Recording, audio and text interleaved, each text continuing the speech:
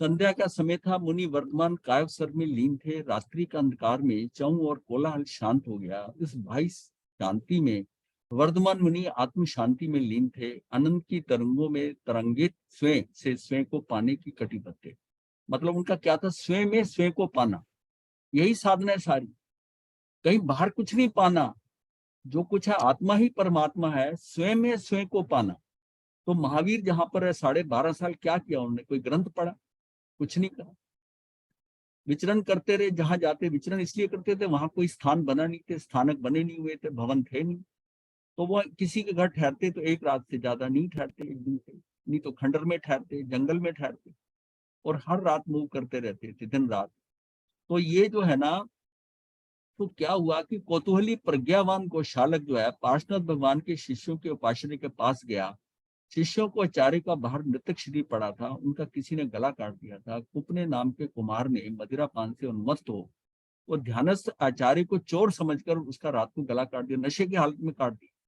गोशालक शिष्यों को भला बुरा कहने लगा कि तुम लोगों को गुरु के प्रति कोई ध्यान नहीं है। किसी ने तुम्हारे गुरु के प्राण हर लिए।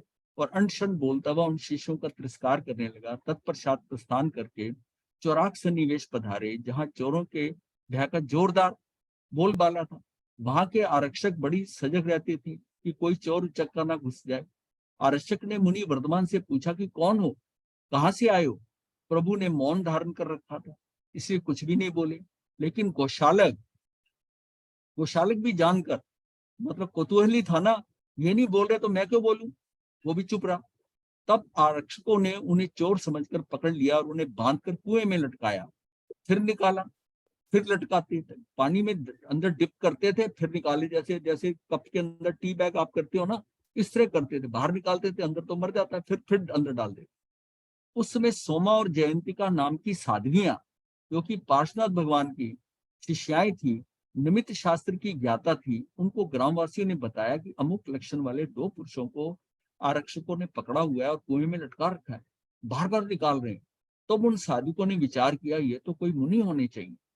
तुरंत वहां आई और आरक्षक को कहा, ये मुनि है और एक सिद्धार्थ राजा का पुत्र है, ये चरम तीर्थंकर बनने वाले हैं, इन्हें छोड़ दो। तो वहां पर यहाँ से यहाँ ये बचाव उन साधियों ने करा दिया। तो साधना काल का आगे जो है पंचम वर्ष शुरू होता है। तो तुम यहाँ क्या अनर्थ कर रहे हो? उन्हीं को बताती हैं, ये सिद्धार्थ राजा के पुत्र हैं, वर्तमान के राजा नंदीवर्धन के लघु भ्राता है। तब आरक्षकों ने ये सुनते ही तुरंत बंधन खोले, मुक्त करके बारंबार क्षमा याचना करने लगे। करुणा सिंधु वर्तमान मुनि क्षमा के साक्षात अवतार थे। वह तो मुस्कुराते हुए वहां से विहार कर गए, कुछ नहीं, मुस्कुराए हल्का सा और चले गए। ग्रामोनुगाप कई दिन तक विहार करने के पश्चात चतुर्मासार्थ पृष्ठ चंपा, ये चंपा जो थी ना, अंग देश की राजधानी थी। यंग जो गंगा के किनारे साउथ में था, जैसे बिहार के अंदर गंगा जो है वो बिहार को 2 हिस्सों में बांट देती है। पूर्व से पश्चिम से एंटर होती है और पूर्व कलकत्ता की तरफ जाती है। उसमें ऊपर का बिहार हो जाता है, नीचे का बिहार। तो नीचे के बिहार में बिल्कुल गंगा के साथ सटी हुई ये पूर्व की तरफ कोई चंपा नगरी है, जो अंग देश की राजधानी। पृष्ठ चंपा में प्रभु ने 4 महीने आहार का परित्याग किया। विविध प्रकार की प्रतिमा धारण करते हुए कर्मों के वृंद नष्ट करने हुए 4 महीने निराहार चिंतन में। तो यहाँ पर जो उनके 4 महीने तक आहार करके, ये उनका चतुर्मास था, चौथा चतुर्मास था, जिसमें कि उन्होंने चातुर्मासार्थ ये जो करा। ये 5वां वर्ष था उनका साधना का। तो इसमें पृष्ठ चंपा में प्रभु ने 4 महीने आहार का परित्याग किया। पृष्ठ चंपा का चतुर्मास संपन्न कर वर्तमान मुनि कृत मंगला नामक की नगरी में पधारे। इस नगरी में दुर्री थेर नाम से पहचाने जाने वाले आरंभ परिग्रही स्त्री संतान वाले कितने पाखंडी रहते थे। पाखंडी का मतलब दूसरे धर्म वाले, पर पाषंड। ये उस टाइम पाखंड, अब आज तो पाखंडी शब्द कोई और काम यूज होता है कि जो पाखंड जो जो हिपोक्राइट जैसे कहते हैं ना, हिपोक्राइट है तो बिल्कुल ही, तो यह मतलब पाखंड करता है। लेकिन उसमें तो पाखंड कहते थे जो दूसरे धर्म वाले। उनके निवास स्थान पाड़ा, यानी निवास स्थान को पाड़ा कहते थे, कि बीच में एक बड़ा देवालय था। उसमें कुल कर्म से प्राप्त देवताओं की प्रतिमाएं थी और देवालय के एक कोने में स्तंभ की तरह निष्कंप होकर वर्तमान मुनि ध्यान। वर्तमान मुनि जहां भी जाते थे जगह मिलती थी, कोई मंदिर है, शिवालय है, जंगल खंडर है, एक कोने में जाते थे और कायसर ध्यान साधना करते, सिर्फ ध्यान साधना करते थे, कायसर में खड़े हो जाते थे। और खड़े होकर ही ध्यान करते थे ज्यादा। भयंकर शीत लहरियां उनके शरीर को संस्पर्शित कर रही थी। देवालय में उसी दिन रात्रि महोत्सव था। वे पखंडी लोग अपने अपने परिवार सहित वहां आए, नृत्य गीत करते हुए जागरण करने लगे। उनके नृत्य आदि को देखकर गोशालक हंसने लगा और बोला, पाखंडी कौन है जिनकी स्त्रियां मद्यपान करके निर्लज होकर नाच रही हैं। तब उन पुरुषों को गुस्सा आया और वहां से गोशालक को गले से पकड़कर बाहर निकाल दिया। वो ठंड से ठिठुरता हुआ बाहर खड़ा रहा। फिर उस पर लोगों को दया आ गई तो फिर उसे अंदर बुला लिया। अंदर आकर गोशालक पुनः वह पहले जैसा बोलने लगा। तब लोगों ने पुनः उसको बाहर निकाला। तो गोशालक की आदत क्या थी कि थोड़ा कलेशी कुछ ना कुछ कोतूहल करता रहता।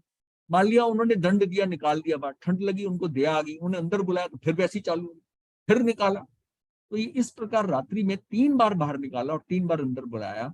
तब चौथी बार अंदर आने पर गोशालक बोला, अरे अल्प बुद्धि वालो, तुम्हें सच कहने क्रोध आता है, तुम अपने दुष्ट चरित्र पर क्रोध नहीं आता, तुम्हें अपने दुष्ट चरित्र पर क्रोध नहीं आता। तब युवक लोग उसे मारने को तैयार हुए, लेकिन वृद्ध जनों ने उन्हें रोकते हुए कहा, इसे मत मारो, क्योंकि ये इन देवारे का कोई छत्रधारी उपासक है। मतलब ये गुरु है ना, ये देवारे जो है, मतलब महावीर की तरफ करके, ये इन्हीं का ही कोई शिष्य या उपासक है। इसकी बात पे ध्यान मत तुम इसकी बात पर ध्यान मत दो, तुम अपने वाद्य यंत्रों को बजाओ। तब वे युवक अपने नृत्य गायनों में लीन बन गए। अब शेष रात्रि का शांतिपूर्ण व्यतीत हुई और सूर्य उदय होते ही मुनि वर्तमान ने कायसर पाला और विहार करके श्रावस्ती नगरी की ओर चरण गतिमान हुए। श्रावस्ती नगरी पधारकर नगर के बाहर कायसर करके स्थित रहे। आहार का समय जानकर गोशालक ने कहा, भगवान भिक्षा लेने चलो, भद्र आज उपवास है। तब गोशालक ने पूछा, इशारे से कह देते थे आज मेरा उपवास। गोशालक ने पूछा, मुझे आज कैसा भोजन मिलेगा? गोशालक, तुमको नर मांस की भिक्षा मिलेगी। गोशालक ने कहा, जहां मांस की गंध होगी मैं वहां जाऊंगा ही नहीं। उस नगर में प्रित नामक एक सदगृहस्थ रहता था। भद्रा नाम की उसकी भार्या थी। उसके मृतक पुत्री पैदा होते थे। एक बार शिवदत्त नामक नैमित्तिक को पूछा, मेरी संतान कैसे जीवित रहेगी? तो नैमित्तिक ने कहा कि जब तेरी मरी हुई संतान पैदा हो, तब उसके रुद्र युक्त मांस की दूध घी मध की खीर बनाकर धूल युक्त पैर वाले भिक्षु को दे दो। उससे तुम्हारे यहाँ जरूर संतान पैदा हो जाएगी। इस भिक्षु को भोजन करने के बाद तत्काल मैं तुम्हारे घर का द्वार दूसरी दिशा में कर दूंगा, जिससे कि वह भिक्षु को बाद में पता चल जाएगा, तो भी वह क्रोध से तुम्हारा घर जला नहीं पाएगा। ये जो निमित्तिक होते थे ना, इनको कुछ ज्ञान होता था। ये पार्श्वनाथ भगवान के उसमें होते थे, ये चीजें बता देते थे कि ये ऐसा होने वाला, उनको कुछ थोड़ा नजर आ जाता था। अवधि ज्ञान तो नहीं कहेंगे, बट निमित्तिक ज्ञान ऐसा होता है कि तो आने वाली चीजों घटना को देख लेते हैं। तो उसने ये देख लिया कि ये जो भी उपद्रव होगा तो हम तेरा घर का दरवाजा ही मोड़ देंगे। तो इतनी शक्ति उनमें हो जाती थी निमित्तिक ज्ञान के अंदर। तो इससे तुम्हारे यहाँ जरूर संतान पैदा हो जाएगी। मैं तुम्हारे घर का द्वार उसी दिशा में कर दूंगा, जिससे कि भिक्षु को बाद में पता भी चलेगा, तो भी वह क्रोध से तुम्हारा घर जला नहीं पाएगा। उस भद्रा ने नैमित्तिक को कहे अनुसार जब मृत बालक पैदा हुआ तो उसके रुद्र मांस की खीर बनाई। साधु का इंतजार करने लगी। गौशालक घूमता हुआ आया, संयोग वहां आया। भद्रा ने बड़ी भक्ति से खीर बहराई और उसको शुद्ध जानकर भोजन किया और वर्तमान मुनि से आकर बतलाया कि जैसा आपने कहा था वैसा नहीं हुआ। उसको बताया, तू नरमांस की खाकर आया, जो कि खीर के रूप में था। तब गौशालक ने मुंह में उंगली डालकर वमन किया। क्रोधित तो भद्रा के घर के पास गया आया, परंतु उसे द्वार ही नहीं मिला। दूसरे दिन वहां से विहार कर हरिद्रु नामक गांव में पधारे। वहां गांव के बाहर हरिद्रु वृक्ष के नीचे प्रतिमा धारण करके कायसर करने लगे। ऐसे घने वृक्ष को देखकर एक सार्थ व्यापारियों का समूह जाता वहां रुका। रात्रि में भयंकर शीत का प्रकोप था। उस साथ माने जैसे व्यापारियों का ग्रुप होता है ना, ऐसा। तो वो ग्रुप इकट्ठा चलता था कि कोई डाकू वगैरह लूट ना ले, और ग्रुप में चलते। तो रात पड़ गई वहां पर, तो वहीं रुककर उन्होंने अग्नि प्रज्वलित की और अग्नि तापने लगे। अग्नि के सारे रात्रि व्यतीत करके प्रातः वहां से चल दिया, लेकिन अग्नि बुझाई नहीं। वो अग्नि जो है ना, वो बढ़ती बढ़ती तब हवा से प्रेरित अग्नि निरंतर फैलने लगी। उसमें गौशालक ने समीप आकर कहा, ये अग्नि नजदीक आ रही है, यहाँ से भागना उचित है। ये कहकर वह तो वहां से भाग गया, लेकिन परिचय जयी मणि मुनि वर्धमान अग्नि से कहाँ भयभीत होने वाले थे। वह अडोल बने रहे, वहीं ध्यान में रहे। वो कहता रहा कि अग्नि आ रही है, हमारे पास आ रही है, पहुंच रही है। वो स्थिर रहे। अग्नि वर्धमान मुनि के चरण के पास आई। उसमें चरण श्याम हो गए, काले पड़ गए, लेकिन वह चरणों को प्रज्वलित नहीं कर पाई, क्योंकि अन्न परिवर्तनी आयुष उपक्रम लगने पर भी क्रम नहीं होता, कम नहीं होती। वर्धमान मुनि गोशालक सिद्ध, मतलब उनको अग्नि का सिर्फ धुआं लगा, अग्नि उनका कुछ कर नहीं सकती, नहीं कर सकती। इसके बाद वो लांगन ग्राम पधारे। लांगन ग्राम के बाहर वासुदेव का मंदिर था, वहां प्रतिमा धारण कर प्रभु कायस्वर में स्थित हो गए। उस मंदिर के पास ग्राम की बालक क्रीड़ा कर रहे थे। गोशालक ने उन बालकों को भयभीत करने के लिए प्रेरित गुरुदेव, करे। हाँ जी, गुरुदेव ये अन्न पर्वतनीय आयुष का क्या मतलब होता है? ये जो आयुष होती है अनपरिवर्तनीय, मतलब ये आयु घट बढ़ नहीं सकती। जैसे किन की नहीं अच्छा, होती, ये 63 ठीक है, ठीक है श्लाघनीय जी। पुरुष होते हैं, इनकी आयु नहीं हाँ घटती जी। बढ़ती। और ये जो जुगलिये होते हैं, इनकी आयु नहीं घटती बढ़ती, देवों की नहीं घटती और इनकी नहीं घटती, नारकियों की नहीं घटती आयु। सिर्फ मनुष्य के केस में और त्रिंचों के केस में, जाना ठीक। तो जब आओगे बता देना मुझे, ठीक। तो उसमें जो है ना, ये अनपरिवर्तनीय जो आयु है ये बढ़ती नहीं, ये अपरिवर्तनीय होता है, अनपरिवर्तनीय होता है, दो तरह की आयु होती है। ये अनपरिवर्तनीय मतलब वो आयु जो टल नहीं सकती, जो बदल नहीं सकती, कम बढ़ती नहीं, हालांकि आयु पर बढ़ती गुरुदेव नहीं। आयु तो सभी की फिक्स हाँ, होती है लेकिन ना। इसमें ये होता है उपक्रम नहीं लगता, अच्छा। मतलब उसके जन चरणों का प्रज्वल नहीं कर पाई, क्योंकि आयुष उपक्रम लगने पर भी कम नहीं होती है। उपक्रम लगा था, उपक्रम कहते बाहर से लगता है, जिसको हाँ उपक्रम जी, लगने को हम कहते हैं ना, सोपकर्मी निरूपकर्मी जी, ये पढ़ा होगा। हाँ जी, हाँ जी। सोपकर्मी जिसको कि उपक्रम लगता है, और निरूपकर्मी वो होता है जिसको उपक्रम नहीं लगता। निरूपकर्मी है और साथ में अनपरिवर्तनीय आयुष है, तो इसका एक ही बात है। जो जीव निरूपकर्मी होता है उसको कुछ उपक्रम नहीं लगेगा, वो अपनी आयु 2/3 की जैसे बांधी थी उसके हिसाब से उसका अंत हो जाएगा। जो सोपकर्मी जीव होता है उसको उपक्रम लग जाता है, उसको उपक्रम लग जाता है। नांगन ठीक ग्राम है, के ठीक है। बाहर वासुदेव का मंदिर था, प्रतिमा धारण करके प्रभु उत्सर्ग में स्थित हो गए। उस मंदिर के पास ग्राम के बालक क्रीड़ा कर रहे थे। गोशालक ने उन बालकों को भयभीत करने के लिए प्रेत की तरह विकृत रूप बनाया, बच्चों को भयभीत करने लगा। इस प्रकार भयभीत होकर बालक ग्राम की तरफ भागे। बालकों ने अपने अपने घरों में जाकर सारा वृत्तांत का क्रोधाभिभूत हो उनके पिता आदि जहां गोशालक थे था वहां आए। उन्होंने गोशालक को खूब पीटा। तदनंतर वृद्ध पुरुष ने कहा, इसे मत मारो, ये देवारे का सेवक जान पड़ता है। उनके जाने के पश्चात गोशालक ने प्रभु से कहा, भगवान, आपके रहते हुए लोग मेरी पिटाई करते हैं और आप देखते रहते हैं, ये उपेक्षा ठीक नहीं है। तत्पश्चात कायसर पालकर वहां से विहार कर मुनि वर्धमान आवर्त ग्राम में पधारे। उस ग्राम में बलदेव का मंदिर था, वहां प्रतिमा धारण कर कायसर करने लगे। यहाँ भी कौतुकवश गोशालक बालकों को भयभीत करने लगा। तब उन बालकों के पिता आदि वहां आए और गोशालक की जमकर पिटाई की, और पिटाई करके वह लोग चले गए। तब गोशालक पुनः भयभीत करने लगा। बालकों ने पुनः घर जाकर वृतांत का। तब उन लोगों ने सोचा ये पिटाई से नहीं सुधरा है, ना ही इसका मालिक इसे कुछ कहता है, इसलिए मर्यादा अनुसार इसके मालिक की पिटाई करनी चाहिए। ये जिसका सेवक है ना उसकी पिटाई। ऐसी दुर्बुद्धि से जो है ना, वह मुनि वर्धमान को मारने के लिए डंडे लेकर वहां आए। उस समय बलदेव मंदिर में रहने वाला जो भक्त व्यंतर देव था, बलदेव की प्रतिमा में प्रविष्ट हो और हल से ग्रामवासियों को मारने लगा। तब आशंका और विस्मय से सभी मुनि वर्धमान के चरणों में प्रणाम करके क्षमा याचना करके वहां से चले गए। वहां का जो व्यंतर देव था उसने बचाया मांगे। यहाँ से विहार कर ग्राम चौराक में पधारे। एकांत स्थान पर जाकर प्रतिमा धारण करने लगे। मुनि वर्तमान का उपवास था।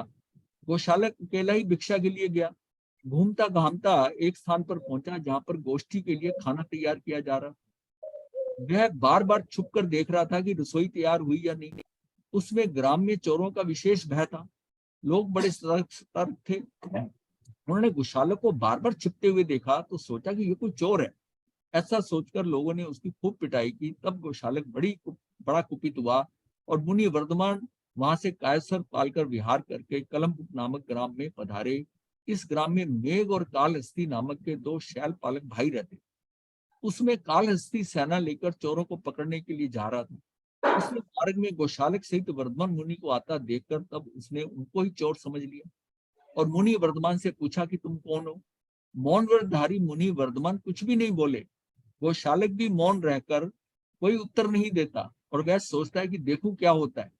तब उन दोनों को बांधकर भाई मेघ को सौंपा। मेघ पहले राजा सिद्धार्थ के यहाँ पर नौकर था। उसने वर्धमान मुनि को पहचान लिया, तुरंत बंधन खोले और जब क्षमा याचना की और वर्धमान मुनि वहां से चल दिए। मुनि वर्धमान ने अवधि ज्ञान से आत्मलोचन करके विचार किया कि अभी तक मेरे बहुत कर्मों की निर्जरा करना अवशेष है। मेरे यहाँ कर्म तोड़ने से में सहायक लोग मुझे कष्ट देते हैं, तो अन्य मुझे पहचान कर छुड़ा देते हैं। इसलिए अब भीषण कर्मों को काटने के लिए अनार्य देश में जाना चाहिए। ऐसा विचार कर भीषण उपसर्गों का आमंत्रण स्वीकार कर वर्धमान मुनि जो है वो लाट देश की तरफ चले गए। लाट देश मतलब है बिहार से वो वेस्ट बंगाल की तरफ को चल पड़े, बंगाल की तरफ को ये गए। तो उसमें पश्चिम बंगाल जो अपना है, तो उसमें जो बिहार को टच करता है, ये धनबाद का, मिदनापुर, हुगली, बर्धमान जिला है। ये हिस्सा जो है ना, ये यहाँ पर वो जो है ताम्रलिप्ति सिटी जो नगरी है वो भी यहीं पर ही है। लाट देश अत्यंत दुर्गम प्रदेश था, यानी बिहार से बाहर निकलकर बंगाल की तरफ को चले गए, कलकत्ता की तरफ को। घने जंगलों में अवेष्टित झाड़ियों और पहाड़ियों से घिरा होने के कारण सामान्य साधक के लिए दुस्सह था। देखिए भगवान के कैलकुलेशन क्या है कि मैं जहां पर यहाँ फिर भी कुछ ना कोई पहचाना निकल आता है, यहाँ कोई ना कोई मेरा पहचान वाला निकल आता है और मैं बच जाता हूँ। इसलिए मेरे कर्म जो है क्षय नहीं हो रहे, मेरे कर्म क्षय नहीं हो रहे। तो इसलिए मुझे ना कहीं ऐसी जगह जाना चाहिए कि जहां मुझे कोई पहचाने नहीं और लोग वहां के जो बहुत ही ज्यादा मतलब इस तरह के दुख देने वाले हों, अनार्य हों देश, जिनको किसी साधु किसी का ध्यान नहीं हो, वो अपना ही मतलब मारने पीटने पत्थर से जानवरों को साथ के, वो ऐसे लोग, शुष्क एरिया बहुत ही। तो भयंकर गर्मी से समूचा प्रदेश अग्नि में सा प्रतीत होता था। वहां के लोग बड़े ही कठोर निर्दयी थे, दूसरों को त्रास पहुंचाने का जघन्य कृत्य करके बड़े प्रसन्न होते थे। दान देने की प्रवृत्ति बहुत कम थी, स्वभाव भी अति रुक्ष था। वहां तिल आदि की खेती नहीं होने से तेल व गायों की स्वल्पता के कारण घृत आदि का अभाव ही था। वहां के निवासी रूक्षाहारी करते थे, मतलब वहां पर ज्यादातर आहार जो है ना, सत्तू खा लिए, बेर चूरन ले लिया, ऐसा कर खुश्क आहार होते थे, पानी में घोला खा लिया। जहां ट्रेवल भी करते थे तो साथ में सत्तू बांध के चले जाते थे। तो ये जो है ना, उसमें सूखा आहार करने वाला जो व्यक्ति होता है, वो ये बताया ये जा रहा है कि उनका स्वभाव भी वैसा रुक्ष हो जाता है, रुक्ष स्वभाव हो जाता है। लाट देश रिद्धि संपन्न नहीं था, सामान्य स्थिति वाले लोगों की वहां पर निवास था। वहां की भूमि भी बड़ी उबड़ खाबड़ थी। इस प्रकार अनेक आपदाओं के साथ लाट देश में संत महापुरुषों को जाना। उबड़ खाबड़ जमीन हो, सड़कें पत्थर रोड़े हो, नंगे पांव चलना हो, शरीर में झाड़ियां हो, गर्मी पड़ रही हो, पत्थर पहाड़ी बड़ा होने से वो तपता भी है दोपहर को, तो मतलब बहुत जो है मुश्किल वहां पर स्थिति बन जाती है। उसी लाट देश में क्रमशः करने मुनि वर्धमान पधार गए। अनेक प्रकार की नुकीली घास तीक्ष्ण कांटों के स्पर्श से प्रभु के पैर बिंध जाते थे। डांस मच्छरों का जबरदस्त प्रकोप था। मच्छर बार बार मुनि और गौशालक के शरीर पर डंक लगाते थे, परंतु महावीर मुनि वर्धमान कभी भी उनसे खेद को प्राप्त नहीं होते।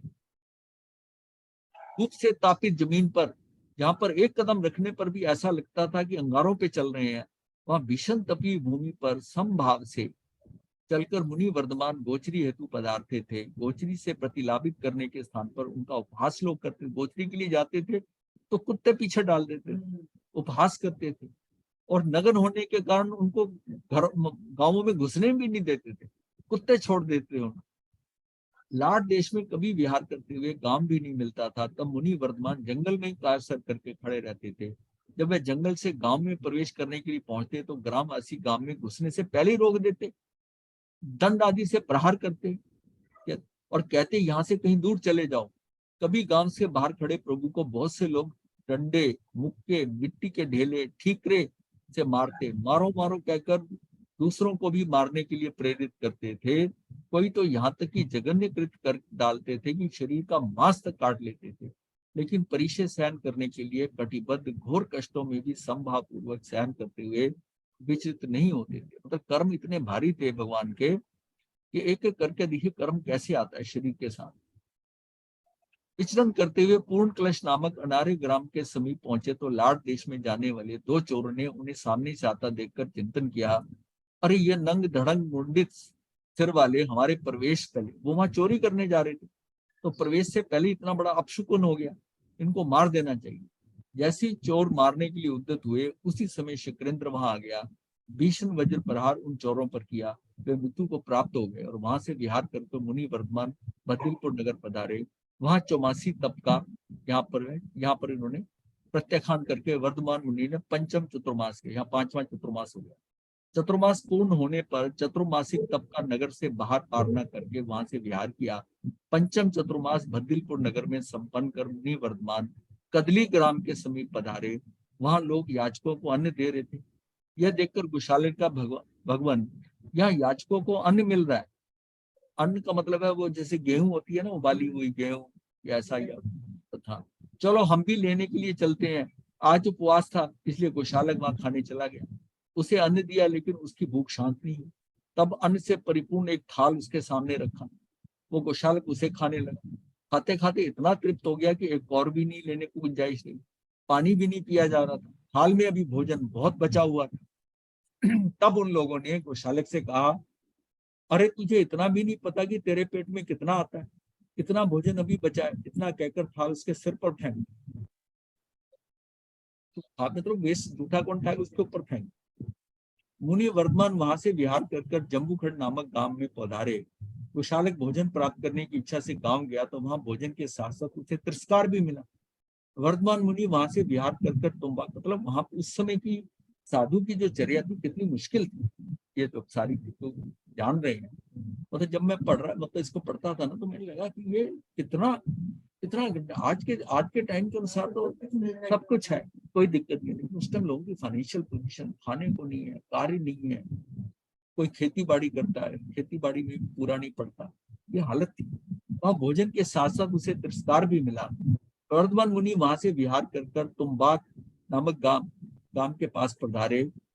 ग्राम के बाहर प्रतिमा धारण करके कायस्वर में स्थित हो गए। कायस्वर को पालकर वर्धमान मुनि विहार करके मतलब मूव करते रहते। इसमें सारी यात्रा में यह है कि एक गांव से दूसरे गांव, दूसरे एक एक पैदल ही चलना, बस रात को रुक जाना कहीं खंडर में और सुबह होकर चल पड़ना। मुनि ध्यानस्थ हो संसाधना कर रहे थे। वहां आरक्षकों ने प्रभु से प्रश्न किया, मुनि ने कोई उत्तर नहीं दिया। कुशालक जानबूझकर चुप रहा। तब आरक्षकों ने उन्हें गुप्तचर समझ लिया, उपसर्ग देने लगे, ताड़ना तर्जना करने लगे। सारे गांव में समाचार फैला, शांत प्रशांत सौम्य रूप वाले देवारे और उनके सेवक को आरक्षक गुप्तचर समझकर मार रहे।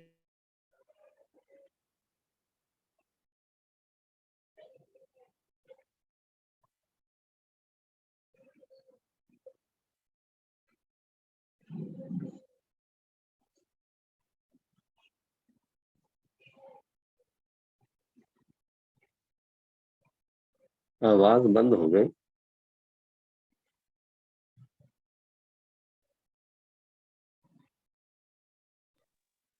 हाँ जी, आवाज नहीं आ रही है।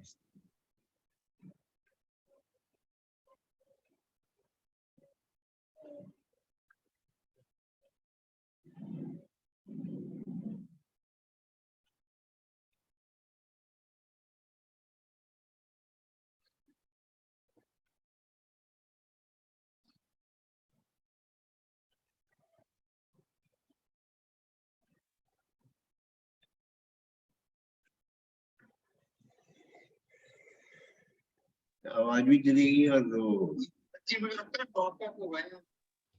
ऑडियो भी चला। हाँ, तो देख लीजिए आप।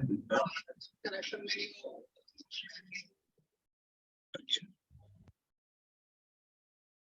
इसमें लिखा हुआ है गुरु वॉइस नहीं आ रही है। नेटवर्क प्रॉब्लम हो सकती है,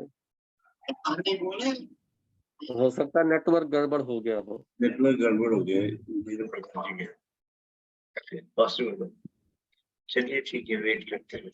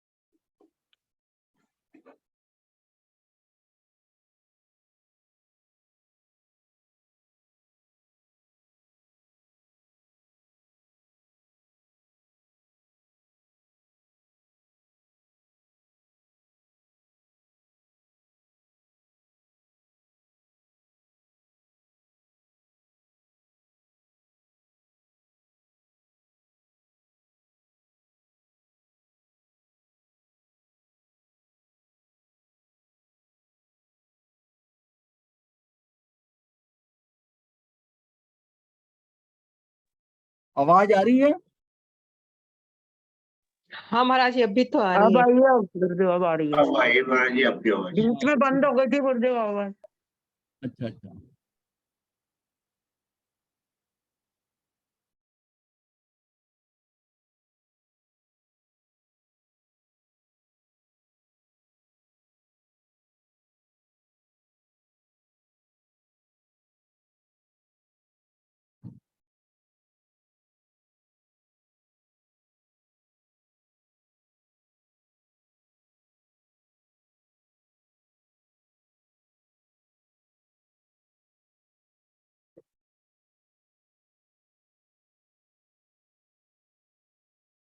आवाज आ रही है अभी? हाँ जी महाराज जी, आ रही है। हाँ ठीक है, चलिए पिक्चर्स हटा देते हैं फिर। ठीक। तो साधना काल का ये छठा वर्ष जो है चला है, गौशालक का पृथक होना। तब मृत्यु भय से आरक्षकों ने उन्हीं वर्धमान और गौशालक को बंधन मुक्त किया और कृत अपराध की पुण्य क्षमा याचना करने लगे। वहां से विहार कर कर विशालापुरी पधारे। आगे बढ़ते गौशालक ने मुनि वर्धमान से कहा कि अब मैं आपके साथ नहीं चलूंगा, क्योंकि आपके साथ रहने पर मुझे कोई मारता है तो कोई मुझे नहीं बचाता, आप बचाते नहीं हो। आपको तो पग पग पर उपसर्ग आते हैं, आपके साथ रहने पर वे उपसर्ग मुझे भी अकारण झेलने पड़ते हैं। जैसे अग्नि सूक्ष्म घास के साथ गीली घास को भी जला देती है, वैसे ही आपके साथ रहने से मुझे बहुत उपसर्ग सहने पड़ रहे हैं। साथ ही आप तो प्रतिदिन भोजन नहीं करते, जिस दिन चाहिए उसी दिन करते हो, तब मुझे भी कई बार भूखा रहना पड़ता है। आप तो मारने वाले या तारने वाले, शत्रु या मित्र, सब पर समदृष्टि रखते हो, किसी का गलत करने पर भी प्रतिकार नहीं करते। तब आपकी सेवा में कौन रहना चाहेगा? सेवा करे, भूखा मरे, उपसर्ग सहे। कहता है कि आपकी सेवा भी करे, भूखा मरे, उपसर्ग सहे, इस पर कोई कोई सहानुभूति नहीं, इसलिए मैं आपके साथ नहीं रहना चाहता। यूं कहकर गौशालक मुनि वर्तमान से पृथक मार्ग पर चल देता है। अब ये छठे के अंदर ये यहाँ से ये अलग हो रहे हैं। ये मुनि वर्धमान विशाला नगरी की ओर कदम बढ़ाते हैं। गौशालक एकाकी और राजगिरी नगर की ओर बढ़ जाते हैं। ये विशाला नगरी की तरफ जाते हैं, वो राजगिरी की तरफ चलते हैं। पड़ता है। रास्ते में जाते हुए गौशालक ने एक विशाल अरण्य यानी जंगल में प्रवेश किया, जहां पर 500 चोर रहते थे। चोर बड़े सजग रहते थे, वृक्षों पर चढ़कर आने वाले को सुदूर से देख लेते थे। उन चोरों ने गौशालक को दूर से आते देखा कि देखो, बिना पैसे वाला कोई नगन पुरुष आ रहा है। भले ही उसके पास कुछ नहीं है, तो भी उसे ऐसे नहीं छोड़ना चाहिए, क्योंकि वह राजा का गुप्तचर भी हो सकता है। गौशालक के पास आती उसे मामा मामा कहकर चारों तरफ से घेर लिया। उसके कंधे पर बैठकर उस पर सवार हो गए। उसे चला चलाकर पूर्ण रूपेण थका दिया, मात्र श्वास ही बाकी रह गया। तब वह चोर उसे वहां छोड़कर चल गए। उसको बहुत थकाया उन्होंने। गौशाला का अहंकार चूर चूर हो गया। वह चिंतन करने लगा, ओह, ये कैसी मेरी भ्रांति थी। मैंने तो सोचा था कि गुरुदेव से पृथक विचरण करके सुख शांति पूर्वक रहूंगा, लेकिन ये क्या, प्रथम दिन ही भयंकर प्रताड़ना। गुरु के साथ तो विपत्ति आने पर कोई ना कोई रक्षा करने वाला भी आ जाता था। कभी कभी शक्रेंद्र भी स्थिति संभाल लेते थे। गुरु का अतिशय भी गजब का था। और लेकिन अब किससे कहूं, किससे बोलूं, किससे पूछूं, कौन मुझे मार्ग बतलाए। ऐसी विपत्ति में अकेले रहने से तो गुरुदेव के पास जाना ही श्रेयस्कर है। वस्तुतः शिष्य वही है जो गुरु चरणों में लौट जाए। गौशालक ने गुरु वर्धमान मुनि के पास वापस जाने का निर्णय ले लिया और अरण्य का पार किया और अपने गुरु को ढूंढने लगा। मुनि वर्धमान विहार करके विशालापुरी पधार गए। वहां किसी लोहार की शाला में आज्ञा लेकर प्रतिमा धारण कर का अवसर करने लगे। उस लोहार शाला के स्वामी 6 महीने से रोग से पीड़ित था। मुनि वर्धमान के पदार्पण से क्षण मात्र में निरोगी हो गया। देखिए, वो घर पे 6 महीने से बीमार पड़ा हुआ था। उसकी लोहार शाला, जो उसकी काम करने वाली जगह थी, वहां ये मुनि वर्धमान वहां चले गए और वो ठीक हो गया। देखिए, मतलब ये तो होता है इस तरह कि कोई ऐसा व्यक्ति आ जाता है, मुनि वर्धमान के पदार्पण से क्षण मात्र में निरोगी हो गया। होता तो ये कर्मों के कारण है। उसका साता वेदनी आ गया था, निमित्त बन गई है। मुनि वर्धमान के पदार्पण से क्षण मात्र में निरोगी हो गया। निरोग होने पर वह अपने स्वजनों सहित अपनी लोहारशाला में आया। आते ही उसने वर्धमान मुनि को देखा और चिंतन किया, इतने लंबे अंतराल के बाद आज शाला में आया हूँ, यानी लोहारशाला में आया हूँ, और आते ही मुझे इस पाखंडी के दर्शन हुए। ये तो बड़ा अपशुकुन हो गया। ये नंग धड़ंग आदमी देख लिया, कहता है कि यहाँ आज ही मैं पहली बार आया हूँ अपनी जगह पे, इतने महीनों बाद, आते ही मुझे ये पाखंडी। तो यहाँ पर क्या हुआ कि उसे चिंतन करके घन उठाया, घन उठाकर मुनि को मारने के लिए तत्पर हुआ। घन बड़ा भारी होता है, लोहे का घन, जिससे कि वो फर्श तोड़ा जाता है घन से। हाँ, तो घन जो है, तो घन को मारकर समाप्त कर देता हूँ, ऐसा चिंतन कर कर घन उठाकर मुनि को मारने के लिए तत्पर हुआ। उधर शक्रेंद्र ने अवधि ज्ञान से देखा, देखते ही मुंह से निकला, अरे ये क्या, जिसका भला हो रहा हो, मतलब इसके कारण भला हो रहा है, मतलब, और वह भी तीर्थपति को मारने में तत्पर है। शक्रेंद्र तुरंत वहां पर आए, तुरंत वहां पर आए और अपनी शक्ति से घन उसी लोहार पर गिरा दिया। उसने ऐसा जब चलाया ना घन, तो घन को उसी के ऊपर ही गिरा दिया। गिरते ही वह मृत्यु को प्राप्त हो गया। शक्रेंद्र बंद, आवाज आ रही है? हाँ जी महाराज जी, आ रही है। आ रही है। हाँ, शक्रेंद्र वंदन करके चला गया। हाँ, मुनि वर्धमान विशालापुरी से विहार करके ग्रामक नाम गांव में समीप पदार्पण किया। वहां विभेलक नामक उद्यान में विभेलक यक्ष के मंदिर में कायसक करके आत्मस्थ हो गए, बन गए। विभेलक यक्ष पूर्व भव में सम्यक से पतित होने के कारण उसका मुनि वर्धमान पर अनुराग भाव जागृत हुआ। मतलब वो जो यक्ष था वो पहले सम्यक से जो था पतित हो गया था, यानी वमन हो गया सम्यक, उसके कारण वो देव बना, लेकिन नीचे का देव बना। कारण उसका मुनि वर्धमान पर अनुराग भाव जागृत हुआ। चिंतन किया कि आज मेरा कैसा अहोभाग्य है, मेरे स्थान पर तीर्थपति स्वयं पधारे। ऐसे महान पुरुषों के दर्शन महान पुण्य से होते हैं, इनकी महिमा तो अकथ्य है, मतलब कहीं नहीं जा सकती। ऐसा चिंतन कर आनंद विभोर हो वह यक्ष दिव्य पुष्प और विलेपन आदि से प्रभु की पूजा करता है। वर्धमान मुनि वहां से विहार कर शाली शीर्ष पधारते हैं। शाली शीर्ष के उद्यान में प्रतिमा धारण कर कायव सर्ग में स्थिर हो गए। उस समय माघ महीना था। वहां कठपूतना नाम की एक व्यंत्री देवी रहती थी। वह व्यंत्री मुनि के त्रिपष्ट वासुदेव के भव में विजयवती नामक इनकी पत्नी थी। यानी जो भगवान महावीर का जीव, जो त्रिपष्ट वासुदेव, जो पहले वासुदेव बने हैं, ये श्रेयांस मुनि के टाइम पर था। तीर्थंकर श्रेयांस, उनके श्रेयांस के, हाँ, 11वें के समय में त्रिपष्ट वासुदेव बने थे। और उस समय आयु भी जो होती थी ना, 84 लाख वर्ष की होती थी उस समय। और वहां से उसके बाद ये जो ना त्रिपष्ट वासुदेव के भव में विजयवती नाम की इनकी पत्नी थी। और ये उस भव में जितने सम्मान की वो जितनी अपेक्षा करती थी कि त्रिपष्ट वासुदेव मेरा सम्मान करे, मैं उसकी पत्नी हूँ, उतना स्वामी द्वारा सम्मान नहीं मिला।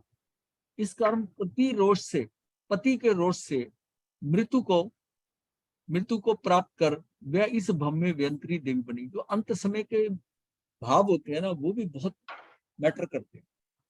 हाँ, वो अंत में बड़ा रोष में मरी है कि ये मेरा ध्यान नहीं रखता, ये नहीं करता, वो सारा क्या है, इस भव में व्यंत्री देवी हो गई। वर्धमान मुनि को देखकर उसको पूर्व भव का वैर का स्मरण हुआ है। वैर परंपरा जन्म जन्मांतर तक चलती है।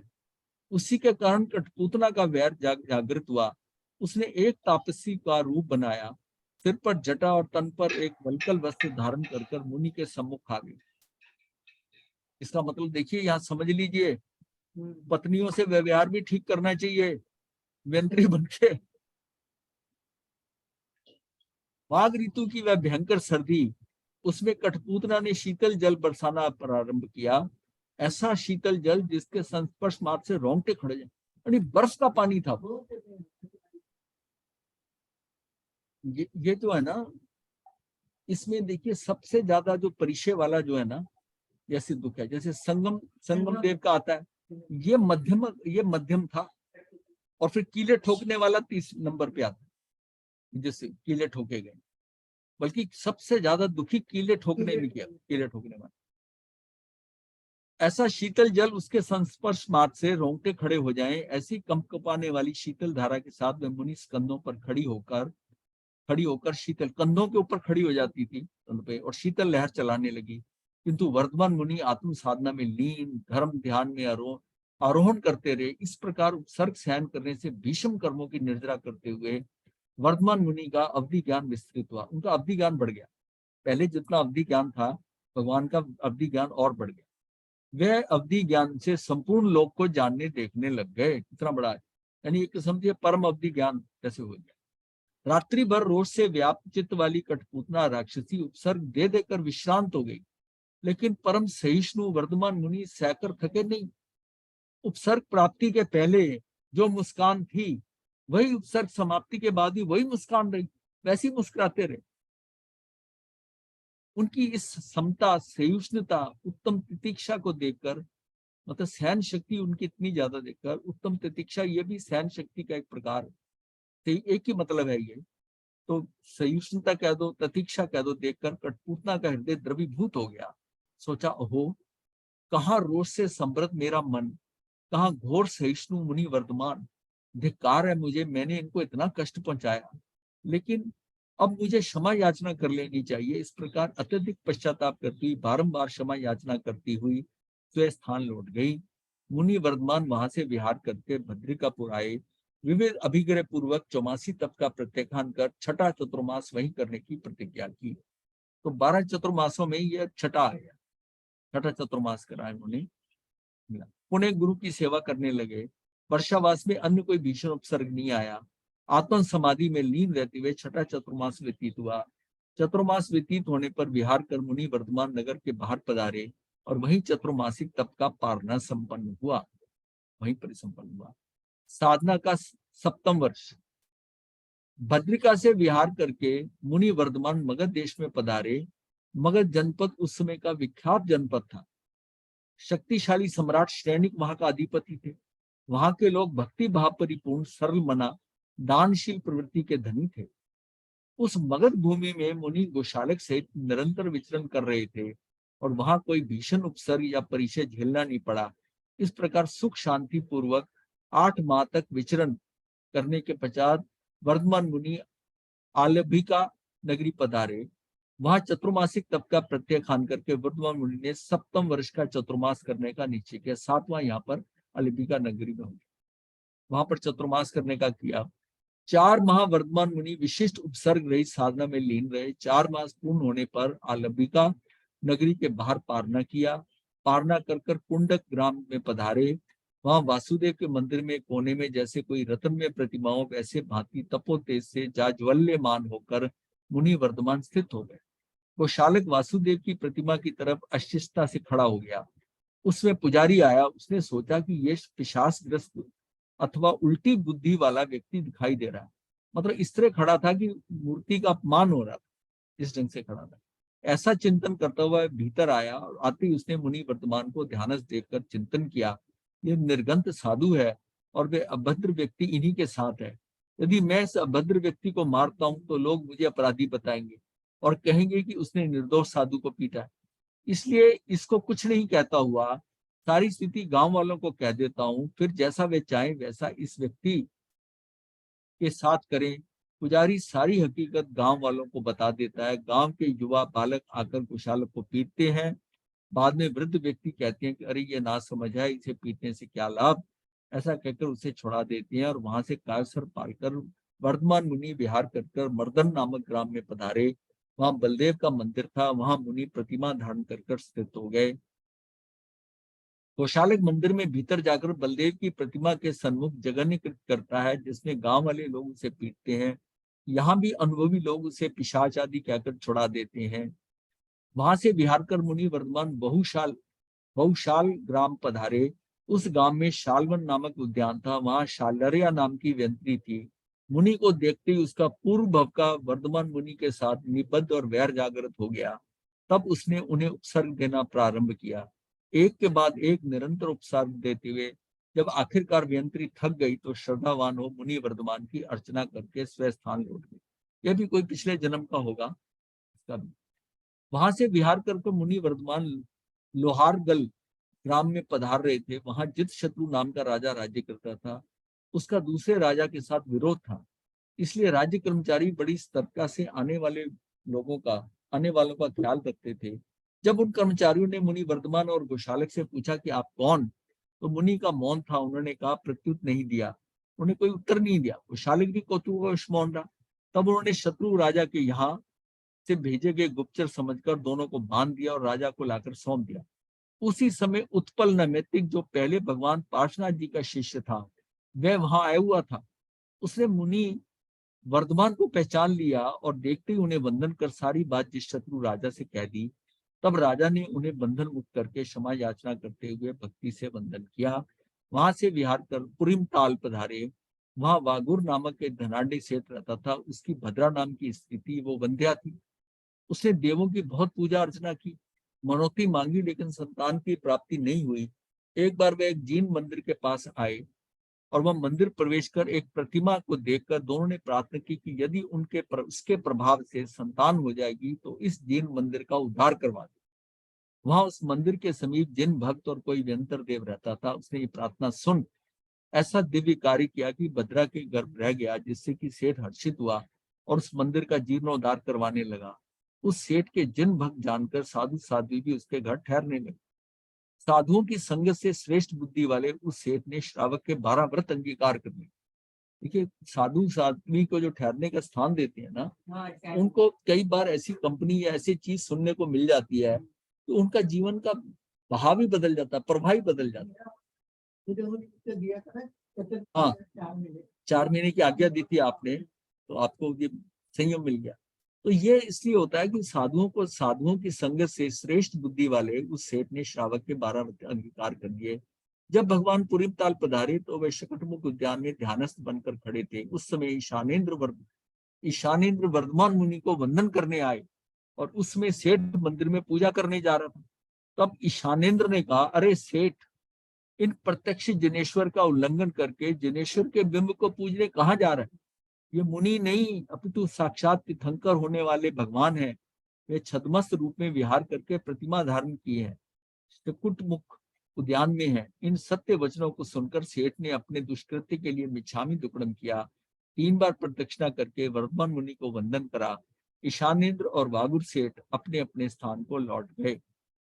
वहां से विहार कर प्रभु, देखिए अब देखा था, अब धीरे धीरे जो जो आगे बढ़ रहे हैं ना, अब देवता इनका ना विजिट करने लग जाएंगे। अब ईशानेन्द्र यहाँ, शकंदर तो आता रहता था, अभी ईशानेन्द्र आ गए। वहां से विहार कर प्रभु उशनाग ग्राम की ओर पधार रहे थे। रास्ते में नव विवाहित विकृत आकृति वाले वर वधू का जोड़ा मिला। उन्हें देखकर गोशालक बोला, देखो तो इन दोनों का कैसा मोटा पेट, लंबे दांत, लटकते होंठ, नाक एकदम चिपका हुआ। कैसी विधाता की खूबी है कि दोनों की एक जैसा बनाया। इस प्रकार उनकी हंसी उड़ाता है वह गोशालक बार बार उनके सामने जाकर कहने लगा, क्या जोड़ी बनाई है। तब उन नहोड़ा युगल के साथ वाले व्यक्ति परिवारजन को पायमान हो गए। गोशालक को बांध कर फेंक दिया, वो पिटा भी और बांध दिया। वर्धमान मुनि आगे चल रहे थे, परंतु थोड़ी दूर जाकर रुक जाते हैं। देखते हैं कि वो गोशालक नहीं है, तो भगवान पीछे मुड़कर देखा। उन्होंने पीछे मुड़कर देखा, थोड़ी दूर पर जाकर रुक जाते हैं, पीछे मुड़कर देखते हैं। तब वर वधू के साथ लोगों ने सोचा, कहने लगे, देखो देवारी उसके गोशालक की राह देख रहे हैं, इसलिए इसे छोड़ देना चाहिए। उन व्यक्तियों ने गोशालक के बंधन मुक्त कर दिया। मतलब इतनी सिर्फ उनकी निगाह घुमाने से कृपा होगी उसके ऊपर। वर्धमान मुनि गोशालक के साथ विहार करते हुए अनुक्रम से गो भूमि पधारे। वह गोशालक के ग्वाले से पूछा, अरे विभत्स सूरत वाले, अरे मलेच, ये मार्ग किधर जाता? वो ऐसे कमेंट करता था, अरे मलेच, किसी को अनारे कहता था। तब ग्वाले ने इस प्रकार के कर्णकटु शब्दों को सुनकर कहा, अरे मुसाफिर, तू बिना कारण हमको गाली दे रहा। तो ये क्या बोलता, अरे सियार, तेरा नाश हो। गोशालक, अरे दासी पुत्र, अरे पशु, यदि तुम इतना आक्रोश सहन नहीं कर सकते तो मैं अधिक गुस्सा करूंगा। और मैंने तुम्हें क्या गाली दिया? मैंने तो वही कहा है ना जो वास्तव में तुम हो, देखने में लगते हो, बलेच लगते हो। ये सुनकर ग्वालों को बहुत गुस्सा आया। गोशालक को बांधकर बांस के वन में फेंक दिया। बांस का वन था पास में, उसमें फेंक दिया।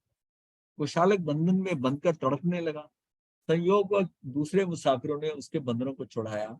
वर्धमान मुनि वहां से विहार करके राजगिरी नगर पधारे। राजगिरी नगर में दान दाताओं, दयालु प्रकृति के लोगों की नगरी थी। धन संपन्न राजगिरी के लोग बड़े ही धर्मात्मा थे। वह मगध देश की राजधानी और राजा श्रेणी की आवास स्थली थी। उस राज्य में अष्टम चतुर्मास करने मुनि वर्धमान मुनि वर्धमान पधारे और 84 तप का प्रत्याख्यान कर विविध प्रकार के अभिग्रह धारण कर अष्टम चतुर्मास आत्म समाधि में लीन बनकर संपन्न करने लगे। तो 8वां चतुर्मास उनका होने लगा। आवाज आ रही है आप लोगों को? हाँ जी आवाज महाराज आ जी, आ रही है महाराज जी। ठीक है। विशिष्ट उपसर्ग रहित अष्टम चतुर्मास सानंद संपन्न हुआ। चतुर्मास समाप्त होने पर नगर के बाहर चतुर्मासिक तप का पारणा किया। पारणा करने के पश्चात चिंतन किया कि मेरे अभी बहुत कर्म अवशिष्ट है। तो उस टाइम वर्धमान मुनि ने देखा कि मेरे तो अभी कर्म बहुत पड़े हुए हैं। उनकी निजरा आर्य देश में संभव नहीं है, अनार्य देश में ही हो सकती है, अतः अनार्य देश जाना चाहिए। अब ये दोबारा जाते हैं अनार्य देश में। ऐसा विचार कर मुनि वर्धमान अपने चरण अनार्य देश की ओर गतिमान किए। साधना काल का 9वां वर्ष आ गया। कर्म निर्जरा के प्रसंग से वर्धमान मुनि गोशालक सहित वज्र भूमि, शुद्ध भूमि, लाट देश में विहरण करने लगे। अनार्य देश की क्रूर कर्मा, अनार्य लोग बड़े ही स्वच्छंदी थे। जैसे परमाधामी देव नारकों को भीषण वेदना उपजाते हैं, वैसी वे लोग मुनि वर्तमान को विविध यातनाएं देने लगे। कोई डंडे जोर से मारता, कोई मुट्ठी से प्रहार करता, कोई लाठी से मारता, कोई विभेद से अट्ठास करता, कोई निंदा करता, कोई उनके शरीर को कुत्तों से कटवाता था। मुनि वर्तमान उनको कर्मशय का साधन मानकर उन प्राणियों पर अत्यधिक अनुकंपा भाव बरसाते थे कि मैं ये कर्म कहाँ काटता जाकर, ये मेरे पे कितना उपकार कर रहे हैं कि जो मेरे कर्म उदय में आ रहे हैं वो कर्म मेरे कटते जा रहे हैं। मतलब उनको उपकारी समझ रहे थे, वरना मैं इन कर्मों के लिए किस किस को ढूंढता फिरता। देखिए क्या सोच थी। पीड़ा देने वाले पर भी वत्सलता का भाव, कितना पावन चिंतन, जिन्हीं से कर्म जयी वर्तमान मुनि अविस्मरणीय बन गए। अनार्य लोगों द्वारा दिए गए उपसर्गों की संभाव पूर्वक ध्यान कर रहे थे। शक्ति होने पर भी प्रतिकार नहीं करने की भावना से अशुभ कर्म वृद्धों को क्षय कर रहे थे। जब ये भाव आता है ना जीव में कि ये तो मेरा उपकार कर रहे हैं, तो फिर और कर्म कटते हैं। तो उनके ऊपर क्रोधित होना, एक होता है संभाव से रहना, एक उससे और आ गया कि उनका उपकार समझना कि इनके मुझे क्या है, उपकार के कारण मेरे कर्म कट गए। मेरे कर्म है जो मैंने पीछे गलतियां की हैं, उसका उपाय इन्होंने कर दिया मेरा। देखिए ये अप्रोच है। इसके कारण निर्जरा कितनी बढ़ जाती है।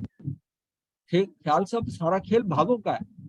तो एक तो होता है सहन करना, ठीक है ये मुझे दुखी कर रहे हैं, मैं सहन नहीं, सहन नहीं कर रहे, उनका उपकार समझ रहे।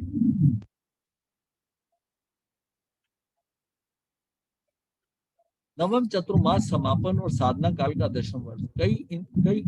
कई इंद्र आकर वर्धमान मुनि को प्रणाम करते थे, लेकिन कर्मशय करने की इस भीषण युद्ध में वह स्वयं ही पुरुषार्थ करना होता है। वह इंद्र तनिक भी सहायता नहीं कर सकते। जिनके स्मरण मात्र से सारे उपद्रव नष्ट हो जाते हैं, उन भविष्य में बनने वाले प्रभु को सामान्य व्यक्ति भी भीषण उपसर्ग पहुंचा रहा था। मतलब जिसने भगवान बन जाना है कुछ ही देर बाद, वो उसको भी जो एक सामान्य व्यक्ति की तरह ये उपसर्ग उसको सहने पड़ रहे हैं। कितना कर्मों का गति का एक ऐसा विचित्र खेल है कि प्रभु बनने से पहले ऐसी भीषण सर्दी गमी के परीक्षों का, विविध आपत्तियों का सामना करना पड़ता है। मुनि वर्तमान ने 6 महीने तक ऐसे भीषण उपसर्गों को सहन किया। ऐसे विकट स्थान पर, कभी शून्यगार में, कभी वृक्ष आदि के तले में रहकर नवम चतुर्मास पूर्ण किया। अनार्य देश से प्रभु का आर्य देश में पदार्पण हुआ। अनार्य देश से विहार करके गोशालक के साथ सिद्धार्थपुर पधारे। वहां से कूर्म ग्राम की तरफ विहार किया। मार्ग में एक तिल का पौधा गोशालक ने देखकर मन में जिज्ञासा हुई, इस पौधे के बारे में वर्तमान मुनि से पूछना चाहिए। तब उसने पूछा, भगवान ये तिल का पौधा फलित होगा या नहीं? तो वर्तमान मुनि ने कहा, ये तिल का पौधा विकसित होगा। इस पुष्प में 7 जीव हैं जो यहाँ से निकलकर एक फली में पैदा होंगे और 7 तिल रूप में हो जाएंगे। 7 के 7 जीव तिल रूप में पैदा होंगे। गुरु के इन वचनों को सुनकर उनके वचनों को मिथ्या करने के लिए गोशालक ने उस तिल के पौधे को उखाड़ दिया और उसको फेंक दिया पास में। एक वृष्टि होने के कारण किसी गाय से वह पौधा भूमि में दूसरे स्थान पर दबा, जिससे कि समय आने पर नए अंकुर आए और पुष्प के 7 जीव एक ही एक ही फली में 7 तिल के रूप में पैदा हो गया। पौधा उखाड़ने के पश्चात गोशालक तेजी से चल गुरु के साथ मिल गया और वहां से पूर्ण ग्राम आया। पूर्ण ग्राम आ गया।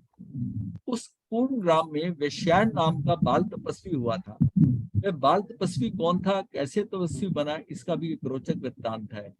चंपा नगरी और राजगिरी के मध्य रिद्धि समृद्धि का पूर्ण एक गोबर नाम का गांव था। ये गोबर गांव वही था जहाँ का इंद्रभूति और दोनों भाई थे, गोबर गांव के थे, गोबर ग्राम के थे। वहां गोशंखी नामक एक अहीरपति निवास करता था।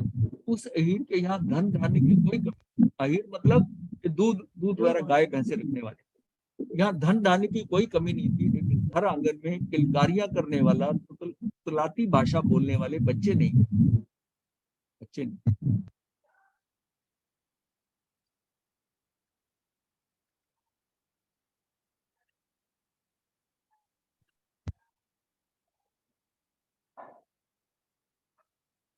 वो शंकी की सहधर्मिणी बंधुमती को यह कमी अत्यधिक खलती थी, परंतु किया क्या जाए, पुण्यवानी के बिना संतान की प्राप्ति दुर्लभ है। गोबर गांव के समीप ही खेटक नामक ग्राम था। उस ग्राम को चोरों ने नष्ट भ्रष्ट कर दिया। बहुत से ग्राम वासियों को बंदी बना लिया। उसी ग्राम में वेशिका नाम स्त्री थी, जिसने कुछ दिन पहले एक पुत्र को जन्म दिया। ये वही उसका ग्वाली की पत्नी जो वेशिका जन्म दिया। उसके पति को चोरों ने मार दिया। अत्यंत रूपवान उस स्त्री को देखकर चोरों ने उसे अपने साथ ले। वेशिका हाथ में नवजात शिशु को लेकर चोरों के साथ चलने लगी। बालक हाथ में होने से धीरे धीरे चलने के कारण चोरों से पीछे रह गई। तब चोरों ने कहा, अरे यदि तू जीवित रहना चाहती है तो बालक को यही छोड़ दे, अन्यथा तुम्हें हम अभी मार डालेंगे। मृत्यु का भय जबरदस्त होता है। मृत्यु भय कारण अपने प्राण प्यारे बालक को एक वृक्ष के नीचे छोड़ दिया और चोरों के साथ चलने लगे। धरती की गोद में सोए बालक की रक्षा प्रकृति कर रही थी। प्रातःकाल गोशंकी गाय चराने वाला, ये गोशंकी जो है ना, ये अहीर है, ये पत्नी उसकी थी जो व्यक्ति मर गया। तो उससे प्रातःकाल गोशंकी गाय चराने निकला। वृक्ष के नीचे बालक को सोया देख इधर उधर दृष्टि फैलाई, लेकिन इसके कोई औलाद नहीं थी, कोई संतान नहीं थी। दृष्टि फैलाई, दिखाई नहीं दिया। तो तब गोशंकी ने चिंतन किया कि यह बालक मुझे स्वतः ही मिल गया, इसका रूप लावण्य बड़ा आकर्षक है, इसे घर ले जाता हूँ और पुत्र रूप में इसका पालन करूंगा। हर्ष विभोर हो घर पहुंचा, पत्नी से कहा, देखो आज प्रकृति ने तुम्हें तुम्हारी सूनी गोद भर दी है। गांव में चर्चा कर दी कि मेरी पत्नी के गुप्त गर्भ था, आज एक शिशु का जन्म हुआ है। गोशंकी ने जन्म उत्सव किया, बालक धीरे धीरे बड़ा होने लगा। उधर चोर वेशिका को चंपापुरी ले गए और चौराहे पर उसे एक वेश्या को बेच दिया और वेश्या ने उसे अपना समस्त कार्य सिखलाकर वैश्या क्रम में प्रवीण बना दिया। वह चंपा की प्रख्यात गणिका बन गई। वैशिका का पुत्र गोशंकी के यहाँ धीरे धीरे बड़ा होने लगा। कालांतर में व्यापार करने में दक्ष हो गया। एक दिन जब बड़ा हो गया तो एक दिन घी का घड़ा भरकर चंपा नगरी में बेचने आया। वहां उसने सुंदर रमणियों के साथ पुरुषों को विलास करते देखा तो काम वासना जागृत होगी और उसने अपनी माँ वेश्या को देखकर आकर्षण अनुभव किया। माँ थी ना, उसके अंदर आकर्षण आ गया, माता के प्रति आकर्षण आ गया। रात्रि में उधर की ओर जाते हुए उसका एक पैर विष्ठा पर गिरा, लेकिन वासना के प्रभाव में उसे पता ही नहीं चला, पैर गंदा हो गया। वो शंकी की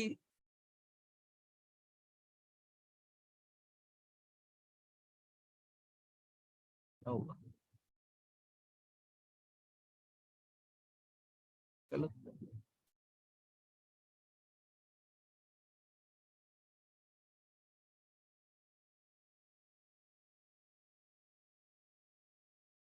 हाँ, तो वो गौशंकी जो है ना, वो वहां जाता है तो उसमें क्या होता है, ये लगता है पेज जो है ना, इन्होंने स्कैनिंग की है तो स्कैनिंग में गड़बड़ होगी लगता है। यहाँ देखता हूँ आगे ना आ गया हूँ, नहीं वो छूट गया। हाँ ठीक है, मैं बता देता हूँ क्या है।